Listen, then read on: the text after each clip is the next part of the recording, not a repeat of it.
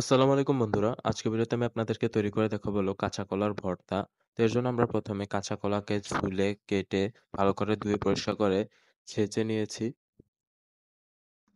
তারপর আমরা কলার সাথে দিয়ে দেবো হচ্ছে কাঁচা তেঁতুল। কাঁচা তেঁতুলটাকে আমরা ভালো করে থেতলে নিয়েছি পরিষ্কার করে। তারপর এতে দিয়ে দেবো হচ্ছে সামান্য পরিমাণে পাকা তেঁতুল।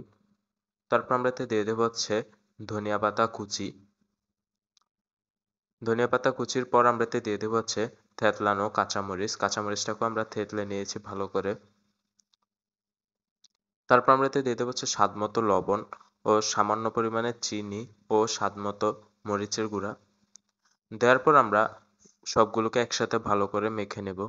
তো আপনারা চাইলে কিন্তু সিজন অনুযায়ী এর সাথে অন্যান্য ফলও দিতে পারেন, যেমন বরই বা পেয়ারা।